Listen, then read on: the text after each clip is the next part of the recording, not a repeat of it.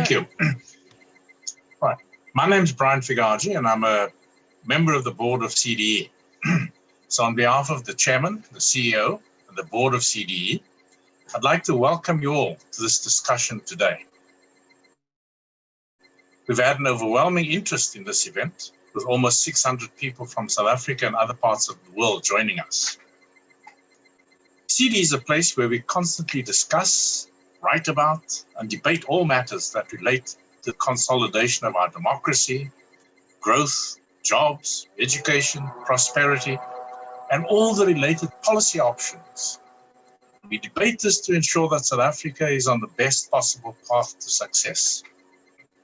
Our chairman likes to remind us all that facts do matter. So we try to get the facts that can lead to a rational debate.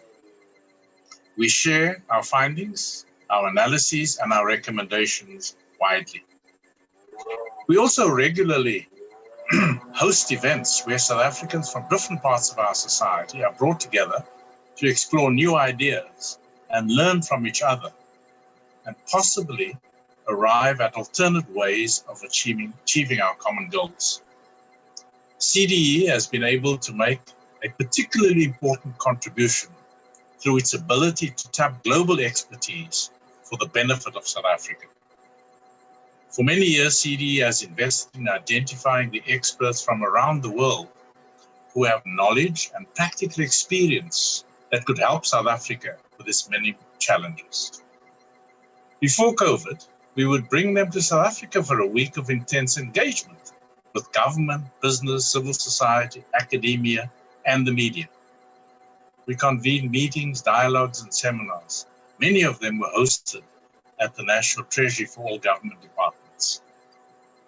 This regular infusion of new approaches, new ideas, and international best practice was extremely valuable in getting us to all think of new possibilities for South Africa. This year, CDE is celebrating 25 years. And as part of this celebration, in the context of COVID, the board decided to host a series of webinars. And today is our third such an event. It is a great privilege that Professor Fukuyama accepted our invitation to speak today. So I'll now ask Ann, our CEO, to introduce our guest and to then manage the event for the rest of the afternoon. Ann, over to you, and thank you very much, and welcome again to everybody. Thanks very much, Brian. Good evening, everyone, and welcome to CDE Virtual. It's my great pleasure to welcome Frank Fukuyama back to South Africa, even if only virtually. Frank is one of the world's leading thinkers and intellectuals. He's a senior fellow and director of a Center on Democracy, Development, and the Rule of Law at Stanford University's prestigious Institute for International Studies. He is also a veteran member of the board of the National Endowment for Democracy in Washington, one of my favorite and still bipartisan American institutions. I first met Frank a long time ago now, in the 1990s. I was introduced to him by Peter Berger, who was CDE's international associate at the time.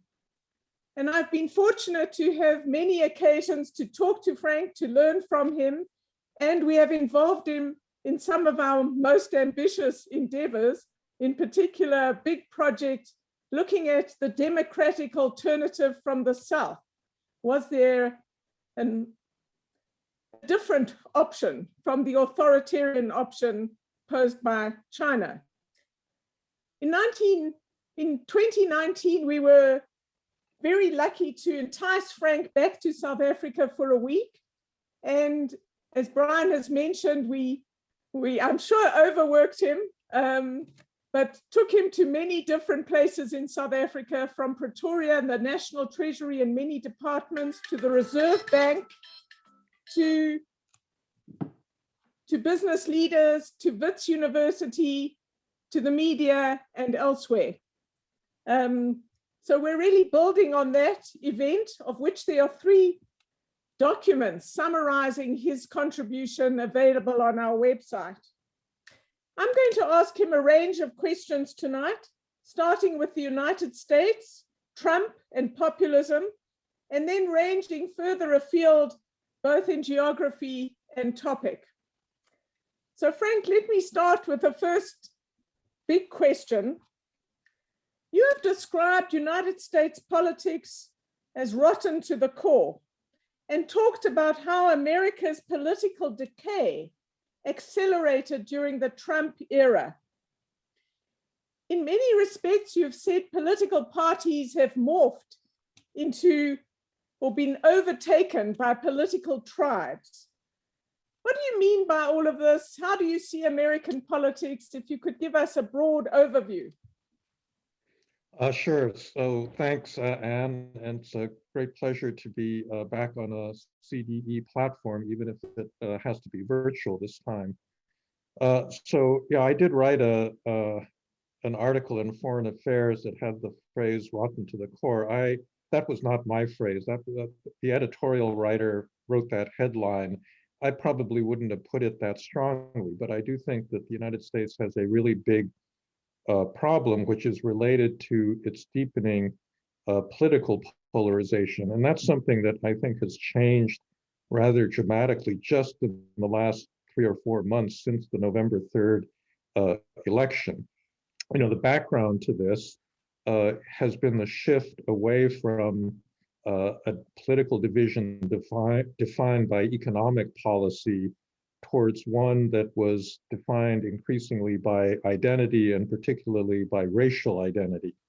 You know, back in the days of Ronald Reagan, what distinguished Republicans and Democrats were differences over economic policy. So the Republicans wanted lower taxes, less regulation, more free markets, and the Democrats wanted more social protection, a stronger welfare state, and so forth. And that's the familiar division from the 20th century. But increasingly, the parties have become defined by identity. And so it really begins with the rise of identity politics on the left, where different constituent groups like African Americans or women or Hispanics or gays and lesbians all began arguing that inequality was not just economic, it had to do with their specific marginalization by the mainstream society. And the Democratic Party itself became more of a collection of these identity groups rather than something based on a kind of broad working class, which in the United States continues to be predominantly white.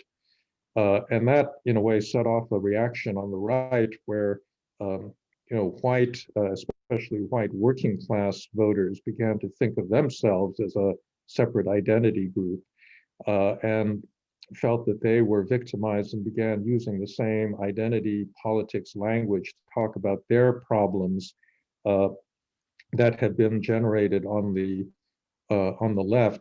And so that, I think, was part of the background to the rise of Donald Trump and the vote that took place in 2016 that propelled him into the presidency. And, you know, as in South Africa, I do think that the United States is different from other democracies because the racial element goes very deep in our history. And, you know, we had thought that with the election of Barack Obama in 2008 that we had reached this, you know, so-called post-racial society. It turned out, unfortunately, to be kind of the opposite, that his election, I think, triggered all of these intense fears on the part of many white people that the country was changing. And so you hear this language being said quite a lot on the right, that we're losing our country or that the United States is going to be indistinguishable. I mean, we can't see the country that we thought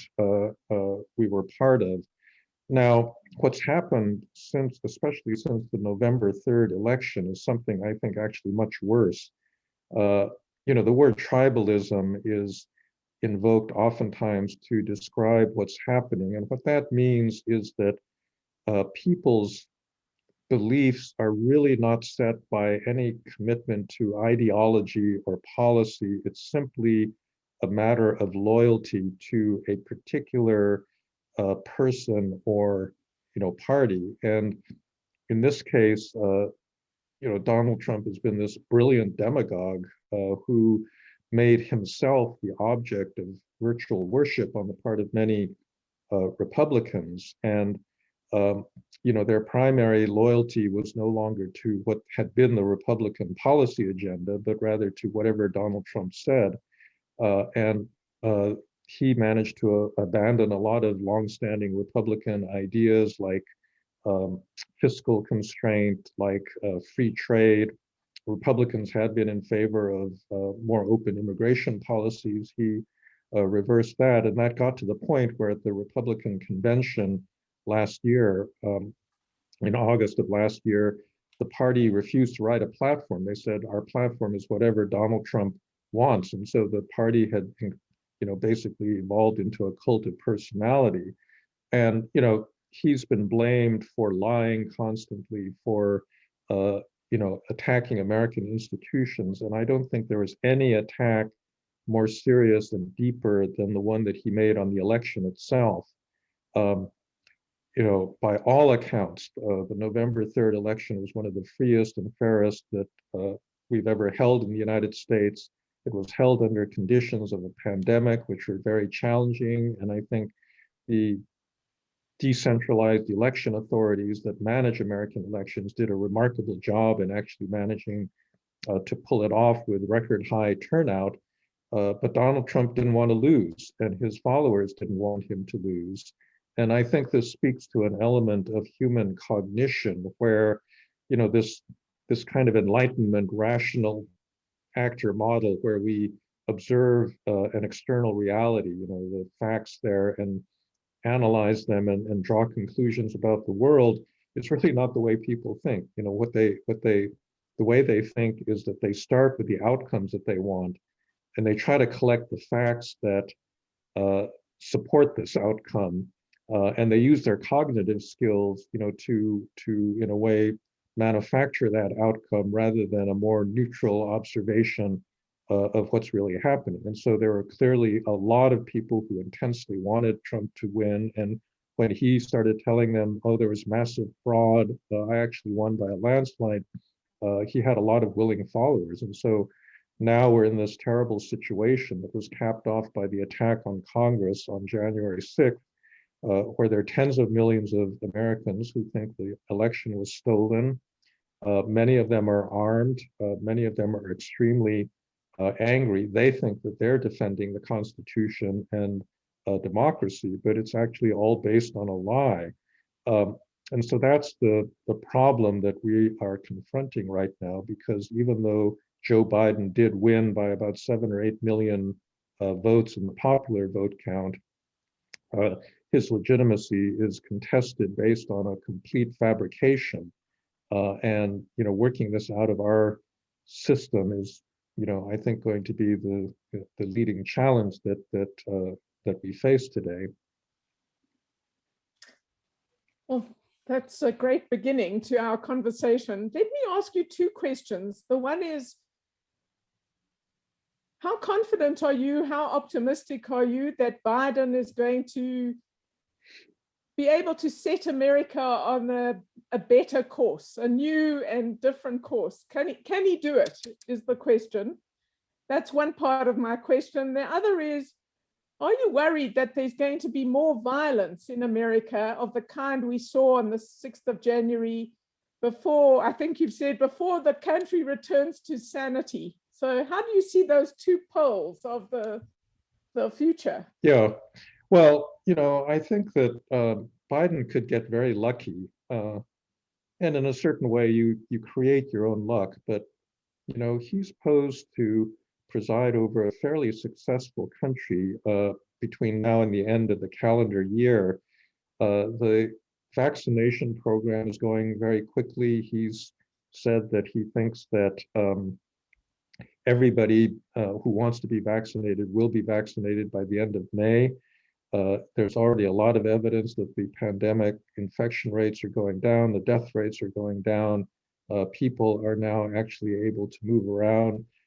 Once they are able to move around, because consumer spending has been so truncated by the pandemic, there's going to be a big explosion of pent-up demand. And then on top of that, I don't know, they may have already passed it today, but they're about to sign into law a $1.9 trillion stimulus package.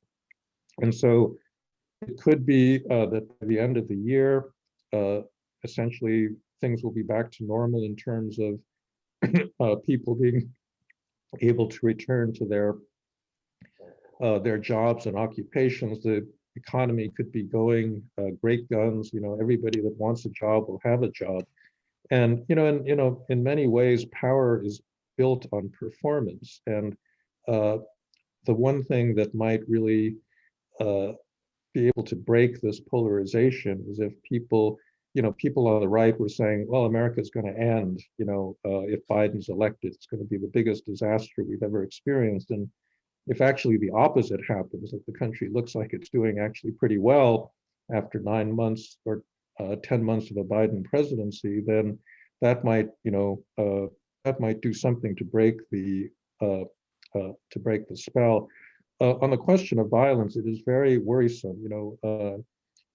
Sales of ammunition and guns hit record levels last year after the pandemic began. We just have this gun culture in the United States that, for someone like me is very hard to understand. And in fact, the justification for owning a gun has really changed, at least the public ones. It used to be all about the fact that people that live in rural areas, they're hunters, or they need to deal with, predators, and it's kind of their hobby. Now, increasingly, what you hear is, I need to own a gun because the government is tyrannical, and at some point we're going to need to resist the government with force. You saw that view openly expressed by many of the people that stormed the Congress on January 6th. Now, I think that they're not going to succeed in that. There isn't going to be a civil war or a revolution, but there's a part of the right that could turn into essentially a terrorist organization that will try to organize kidnappings and assassinations and other more individual acts of violence. I think the likelihood of another planned assault on a big American institution is probably not all that likely, but there's certainly a big potential for violence. You wrote an article that really resonated with me, and I think will surprise a lot of South Africans, when you said that the latest United States election demonstrated that demography is not destiny. And many people in the Democratic Party had been assuming that as minority groups grew in numbers in America, that this would automatically translate into greater support for the Democratic Party. Perhaps you can just explain that briefly to South Africans about demography and destiny. Well, sure. So, American demography is changing because we have a lot of immigration. A lot of immigrants have children. Birth rates, for native-born Americans, like in many other developed countries, have been low and have continued to fall. And so there is a shift. I mean, in California, where I live, we're already a so-called majority minority state in which people of European descent are less than 50% of the total population. And this has been happening, pretty steadily. And I think that it's created fears and expectations on both sides of the divide. So the Democrats have thought that this is going to more or less automatically propel them into power. And you could see this already in a number of states like Texas and Virginia, where you've got big cities that actually vote Democratic, and elections are actually, Virginia has basically gone from being a red state to being a blue state because of the growth of the suburbs, Virginia suburbs outside of Washington. Texas has surprised everybody because Houston and Dallas are pretty, liberal places. And so on the Democratic side, they thought that this was a kind of inevitable trend. and it's exactly that trend that the Republicans fear, and that's why I think many of them have decided that they have to resort to essentially voter suppression. Trump actually said this out loud, that Republicans will never win another election if everybody gets to vote. But I think that this is wrong. I think the November 3rd election is quite interesting because the Republican Party actually did a lot better than Donald Trump. If you look at state and local elections, and if you look at Congress, the Democrats, well, they finally flipped the Senate, but it required the special runoff election in Georgia. And the Democrats lost several seats in the House of Representatives. So there's something that still is making, more than 70 million people vote Republican. And, there's a certain part of that that really is not due to Donald Trump. I mean, there's lots of Republican voters that don't particularly like Trump, but I think what's driving them is actually fear of the Democrats. They don't like the identity politics that the Democrats are associated with. They don't like, apparently a lot of Hispanic voters that were recent immigrants from Venezuela or longer standing ones from Cuba didn't like the use of the word socialism by a lot of people on the left wing of the Democratic Party. And so the coming Democratic majority is not automatic, and I think if they're not careful, and if they move to embrace, the left-wing agenda of the progressives in the party too quickly, they are going to lose a lot of centrist and especially working class voters that really gave Biden the White House this time around. The other argument is about conservative parties. A conservative party for the last 200 years has been facing this problem of constant social, economic, and demographic change because the voter base that they relied on traditionally has always been shifting. This is not the first time this has happened. So, for example, the Tory party in Britain in the 19th century was basically a party of big landowners, and they saw the urbanization going on as industrialization took off, and those people weren't voting conservative. So any conservative party has basically got a choice to make. They can either try to attract a new class of voters that didn't traditionally vote for them, or they can try to resort to undemocratic methods to prevent their loss of power. And in Prussia, or later Germany, and in Argentina, and in a number of other countries, they opted for the latter. They basically, in Argentina, there was a coup in 1930 where conservative landowners, said, we can't stop this democratizing trend, so we're going to call on the army to take over. And in Germany, I think that's a very familiar story about how the German right, ended up supporting Hitler. The British conservatives, on the other hand, did the opposite. It was actually Benjamin Disraeli, a Tory prime minister, that sponsored the big second reform bill in the 1850s that opened up the franchise. He thought, many of his fellow conservatives thought he was a traitor to his own social class, but he said, no, we can win these people over. And the fact of the matter is that even after that second reform bill and then a third reform bill in the 1870s, people continued to vote conservative, and they did it for other reasons other than the fact that they were tenants of a large landlord. And I think that's exactly the challenge that the Republicans face. They can go down an authoritarian path where they see the only way of hanging on to power is by basically preventing, minority voters from voting. And that's really, unfortunately, what you're seeing in a lot of state parties, efforts to desperately make voting more difficult.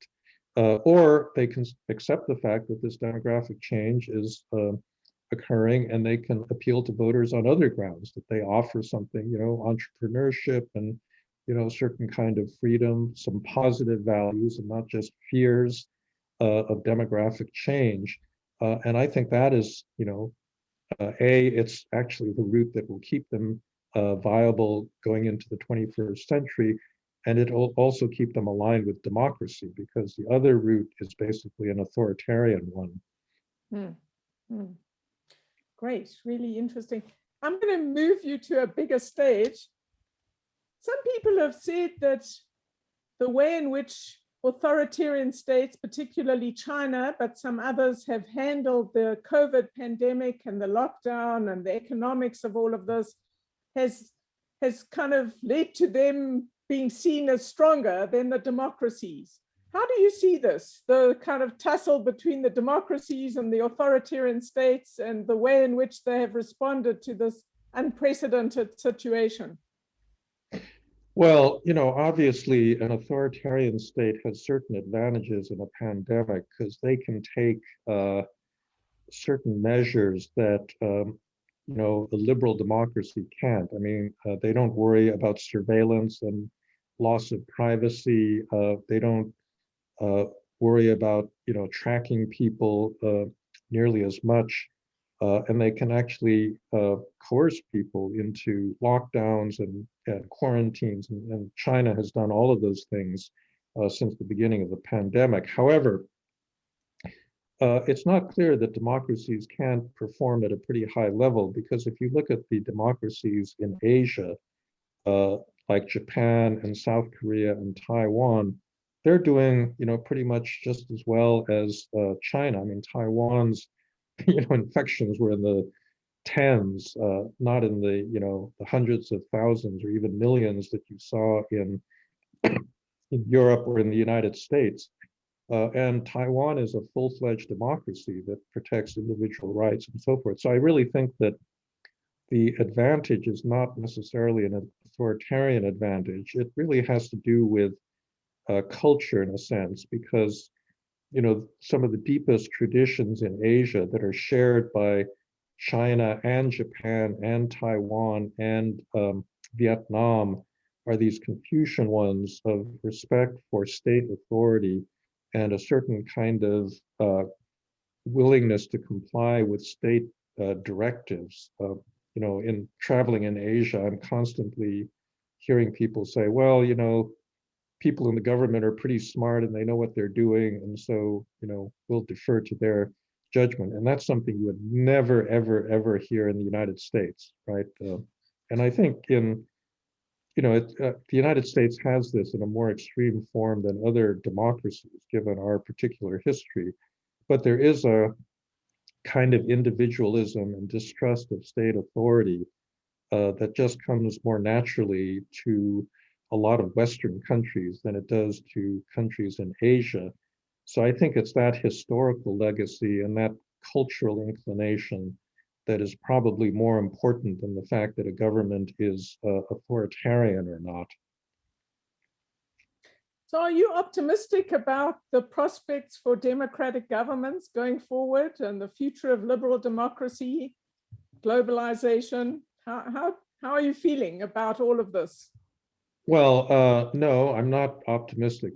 Freedom House just issued its latest Freedom in the World report, and this is now the 15th year of a decline, and the decline this year or in 2020 was steeper than in previous years. The United States was downgraded in that report, and India was downgraded. So this is a country of, whatever it is now, 1.2 billion people, to the point where, it's questionable whether they're still classified as a free society. And many, the report points out that many countries have taken advantage of the epidemic to strengthen executive power and to take away the protection of rights. I mean, this was true in your region, in Uganda, in Tanzania, and quite a number of other countries. Also true in El Salvador, Hungary, the Philippines. A pandemic is a perfect excuse for people with an authoritarian bent to build their powers. And the question is whether they will give them back.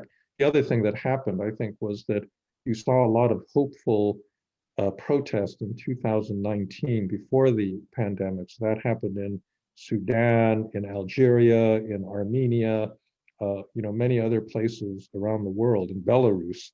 But once the pandemic hit, it became harder for people to get out into the streets and protest governments. And so for all those reasons, last year was a very bad year for global democracy.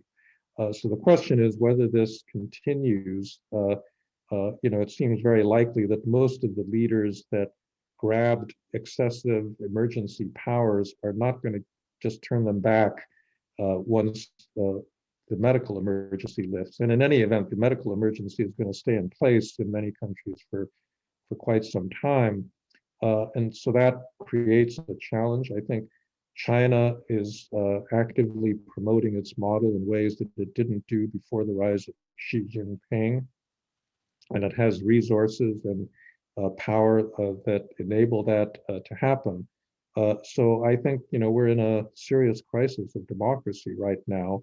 It's not an inevitable trend, however, because I do think democracies have certain resources and resilience that authoritarian countries don't. No, just to give the leading example, the United States has checks and balances built into its constitutional system that make the accumulation of excessive power very difficult. And I think they worked fundamentally. They played out by courts that would not accept certain initiatives of the Trump administration, and ultimately the electoral check worked in the U.S. despite the contesting of the election and so forth. So we're in a very serious situation. It's not going to get better unless people push back against these authoritarian tendencies. And it's something that we should all be very worried about. Let me turn to populism and ask you, let's first talk about how you see this. People throw this word around very easily. You've said that there are three different kinds of populism, and perhaps we could start there. What are the three different kinds? How do you see them playing out? What does it mean? Yeah, there's actually probably more than three different kinds, but one initial distinction to make is populism of the left versus populism of the right. So populism of the left would be somebody like Hugo Chavez in Venezuela, who basically wants to use his authority to redistribute money and wealth to poor people, but does it in a way that is really not sustainable and undermines the long-term potential of the economy. And that's, the kind of populism that exists all over Latin America historically. And, you see lots of cases of that in your country and, in other parts of sub-Saharan Africa. The right-wing form of populism is the new form that really appeared in the 2010s, represented by, Donald Trump or the AfD party in Germany, or by Marine Le Pen in France. And this one is more racially or ethnically based, that regards culture and national identity as the thing that needs to be protected. And actually, some populists in economic terms are perfectly happy to redistribute income. The Long Justice Party in Poland has put out a big family subsidy that's been very popular, but is also very similar to what a socialist party would have done. But for them, when they talk about the people, what they are referring to is not everybody. It doesn't include immigrants, and it doesn't include people that fall out of the correct ethnic or racial categories. So in Hungary, Viktor Orban has said Hungarian national identity is based on Hungarian ethnicity. In India, Modi and the BJP have been trying to shift Indian national identity to one that's based on Hinduism, which is an exclusive understanding of national identity that cuts out the nearly 200 million Muslims that live in India. So that's a right-wing form of populism. I think what all populists share is a certain political style of charismatic leadership in which the populist leader feels that they have a direct connection to the people and therefore do not need institutions. They don't need a party, and they despise the checks and balances that a constitutional democracy builds into the system, because that gets in the way of the leader's ability to supposedly act on behalf of the people. And so all of these populists attack their own institutions. Donald Trump attacked the FBI and the intelligence community and even the National Weather Service. I mean, in the courts, particularly, things that he said were preventing him from doing what the people wanted. And that's true of populists of both the left and the right. It's actually very interesting. Some of the worst performance in the pandemic has been by populist leaders. So there's three of them I would point to. One is Trump himself. Another is Jair Bolsonaro in Brazil. But the third is Andres Manuel Lopez Obrador, AMLO, in Mexico. And that's interesting because he's a populist of the left. Bolsonaro is clearly a populist of the right. But all of them regard themselves as kind of the saviors of their country. And I think that it's interesting and a question why they all spent so much time trying to deny that the pandemic was a real thing. And I suspect it has to do with the fact that populists want to be popular and they don't want to associate themselves with bad news or difficult policies that require sacrifices from people. And that may be part of the reason why their pandemic performance was so poor. I want to ask you how close you thought Trump brought the United States to a patrimonial state, a concept that you talk about a lot, which perhaps you can explain to people. And for those of us who've heard you before, the notion of a tyranny of cousins is unforgettable. But how close did America get to that, in your view, in the Trump populism? Well, he was overtly patrimonial in many ways, and these are ways that we decry when they happen in a developing country. So the obvious thing has to do with his own family, right? Elevating his own children and relatives to positions of power. It has to do with what I think was his overt corruption in using the government to enrich the Trump organization and himself personally. But he violated a lot of norms of modern government, the impersonality, by basically doing what many politicians, patrimonial politicians, do all over the world, distributing state benefits only to your supporters and denying them to people that don't support you. So this occurred even in something like disaster relief, right? So California, my state, was hit by these terrible wildfires back last summer. And, Trump said, oh, this is just the result of Democrat policies. Why should we help them and bail them out?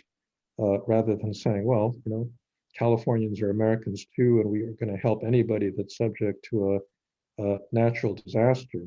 And so there were lots of examples of this where there was some benefit that he directed towards his own supporters and not towards supporters of the Democratic Party or people that he regarded as his rivals. Now, has this undermined the impersonality of the American state? I suspect not, because one of the things he was never able to master was the American bureaucracy, which is trained really to behave in an impersonal manner. He tried to fill senior leadership positions with his own supporters that would be loyal to him personally, and he succeeded in certain agencies. But Biden has fired all of those people and restored the normative framework. So, for example, when Texas got hit by this cold snap and a lot of Texans lost electricity, he didn't say, well, Texas is a red state, so therefore they have to take care of themselves. He immediately, declared that there was it was eligible for disaster relief. And so, at least at the top, you're getting a return to the non-patrimonial politics that I think Americans have come to respect. But just to give you one more little example that I think was both comical but also very indicative, Trump after a hurricane or when a hurricane was threatening the Gulf Coast, said that Alabama would be in the hurricane's path. And of course, the National Weather Service didn't believe that this was true. And so they put out a statement, and the thing is, if a leader tells people that they're going to be hit by a hurricane, they're going to pack up, put everything in the car and drive somewhere else. And so Trump did this falsely. I mean, it was just one of these casual lies that he was constantly making. The Weather Service denied that there was a threat from a hurricane, and then he took revenge on the service. And, he came up with this comically childish map, which showed Alabama in the path of the hurricane, where he has simply drawn in a circle with a Sharpie.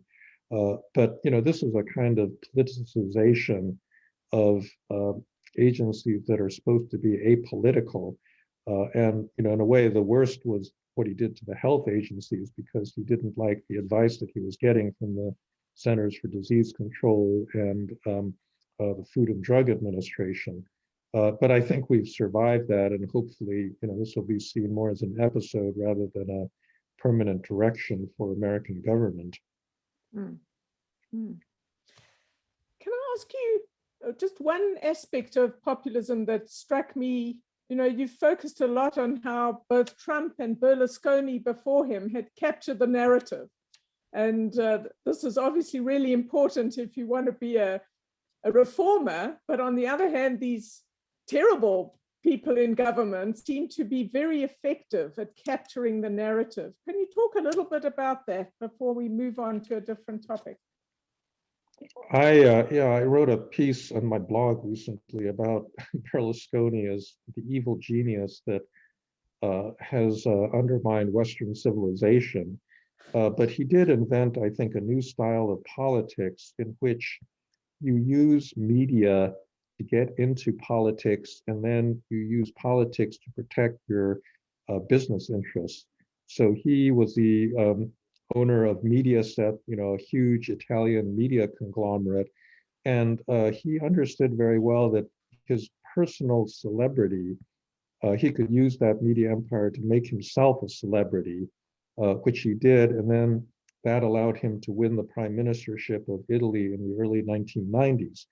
And then once he became prime minister, he could get the parliament to basically make him immune from criminal prosecution for the things he had done as a business owner. And this joining of media power, entertainment power, and politics is something that has now unfortunately spread all over the world. It's particularly a problem in Eastern Europe and the former Soviet Union, where a lot of oligarchs have realized that the route to power is to acquire a media empire and to use it to protect their own business interests politically. And it's something that Trump basically did. He was not a media he was a media star. He didn't own a media empire, but he used his position as a reality show, host, and he used Twitter very effectively to create a huge media following. And he made himself the central object of attention, and that obviously helped him to acquire political power. And then he could use that political power to protect his own business interests. And so this is a pattern I think, unfortunately, we're seeing in many democracies. This has happened in Hungary, in the Czech Republic, in Turkey, and in Russia, in many other places. Great. Frank, we've got 45 minutes, we've got 15 minutes left, and I want to deal with three big questions, if I may. So the first is, from all you know and your vantage point, what would your advice be to people in a country like South Africa on how to prevent populism? How do citizens, how do political parties, what do we do to try and combat this, this kind of anti-rational approach to politics that's very harmful? Any advice for us?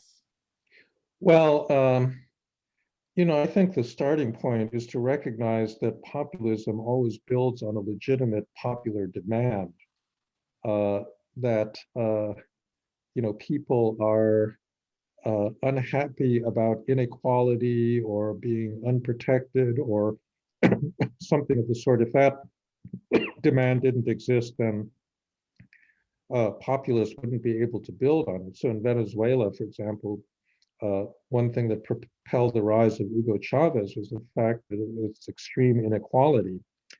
And so I think that,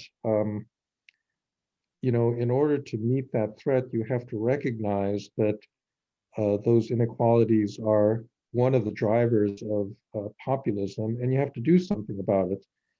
So, and again, this, you know, this needs to be seen against the backdrop of so-called, you know, neoliberalism that prevailed in the 1980s and 90s after the rise of Reagan and Thatcher, because, you know, the prevailing orthodoxy among economists and among the power centers in, you know, Washington and London and so forth was that, you know, you needed strict fiscal discipline, you needed to cut down the size of the state, you needed to deregulate, and so forth. And that, you know, ended up undermining both state capacity, but also, you know, a lot of social protections. Now, the social protections had gotten out of hand. They were expensive and they could not really be sustained over long periods of time.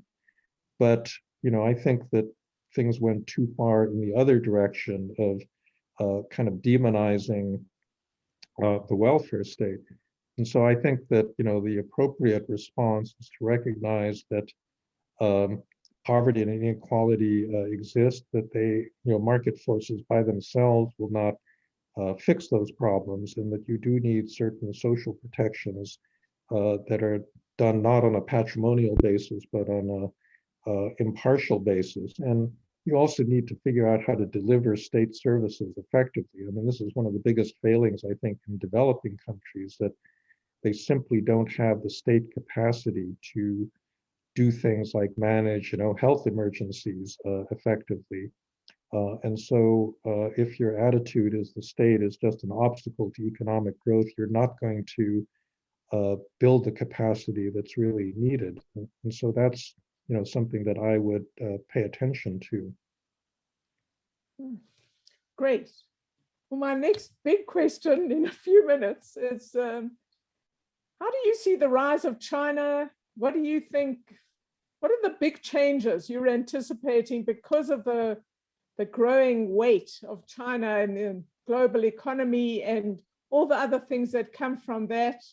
Any sort of big thoughts on that? You know, I don't know that I have any big thoughts that are that different from what other people have been saying. I do think that China has really changed very dramatically since Xi Jinping became their president in 2013. He's consolidated power in a pretty ruthless way. He's eliminated term limits, so we're going to have to deal with him for, you know, he'll probably be given another 5-year term at the next, at the coming party Congress. In foreign policy, they've shifted, you know, from a focus on building their own society to a much more overt willingness to project their model abroad. They've been using the Belt and Road to build influence all over the developing world, and they're now using technology as a means of, in a way, spreading their system. So one of the things that they've been selling all over Africa and other parts of the developing world is surveillance technology. which they've implemented on a really large scale in China. Mm. And all of those things are a real challenge to any democratic society. And, they're much smarter in a way than the Russians are. The Russians were so, inclined to take big risks and do flashy things like send troops to Syria or to Venezuela that they ended up, under sanctions and facing a lot of pushback. The Chinese have been much more careful. So for example, they have been putting their people into a whole variety of international organizations, many of which fly below the radar screen. Nobody really cares about, the International Organization for Standards or, things that govern air traffic control and so forth. But, I think the Chinese understand that these are important down the road, and they've been controlled by the United States and other Western countries for many years, and they want to take that power back. The final thing is, I just think this soft power, I'm sorry, not soft power, but sharp power that's been much talked about in the last couple of years, where they've used their resources and influence to, affect opinion in Western countries. And so you see this in universities where Chinese students, will be organized to support Chinese foreign policy objectives, like shutting down the Dalai Lama or shutting down, Taiwanese speakers, this sort of thing. And that, is a direct challenge to freedom of speech in Western democracies. Mm. Mm. Yeah, very important. Frank, I can't let you go without asking you about reform. South Africa is a country in desperate need of change and reform in our state, in our approach to growth, in very many areas. I know you've thought a lot about this. You've looked at American history, you've looked at reform in Latin American countries. Perhaps you could talk a bit about the lessons you have learned and how you see the way in which societies as a whole, not just governments, but civil society as well, should be thinking about pushing for the big changes that their society might need. Well, the path to reform is pretty straightforward. It's all about political power, essentially, because the reason that reform doesn't happen, there could be resource constraints, but oftentimes there are very entrenched forces in the society that don't want the reform. This is particularly true in the area of corruption, where powerful political figures benefit from corrupt practices, and therefore they don't want exposure or transparency or accountability. And that's obviously something South Africa has been dealing with in a big way since your past president left office. But the way that you get reform really involves both top-down and bottom-up efforts. Political power in a democracy is based, well, in fact, it's not just in a democracy. This is true also in an authoritarian country. It has to be based on a stakeholder coalition. What political leadership means is the ability to build a coalition in which people who want reform can operate on the same page and push for the same objective. It needs grassroots support. So civil society is extremely important. The business community is very important as parts of that coalition. And it needs a clear set of ideas. One of the big problems, I think, with many progressives is that they really don't know how to translate kind of popular mobilization into actual policies that will make things better. Because that stage is not just holding big demonstrations or Twitter campaigns. It really involves mobilizing for elections, winning elections, defining policies, pushing them through legislatures, getting legislators to vote resources, dealing with the courts, and then finally implementing the policy. All of these things are very, very difficult. But there's a kind of tendency to focus on the initial mobilization stage and the policy formulation stage without actually going, through the later difficult measures that do require a lot of very traditional kinds of political skills. And so I think just an awareness that that's really what brings about reform, that hard slog, through institutions is something important to keep in mind. Great. We've got a few more minutes, and I'm afraid I have to ask, through popular demand and pressure on me, your least favorite question, which is, you first came to prominence with the book about the end of history and the title of your article and the book. And I wondered if you could reflect on where you are now, the misinterpretations perhaps, and how you would respond to queries about that thesis and the world today. Well, yeah, just to, clear the air, a lot of the criticism was based on a misunderstanding of the title.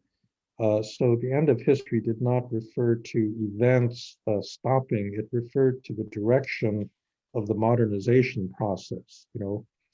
End was meant in the sense of direction or target or objective. And the question was, where does modernization point? So many Marxists believed in the end of history, and they said the end of history would be a socialist or communist society.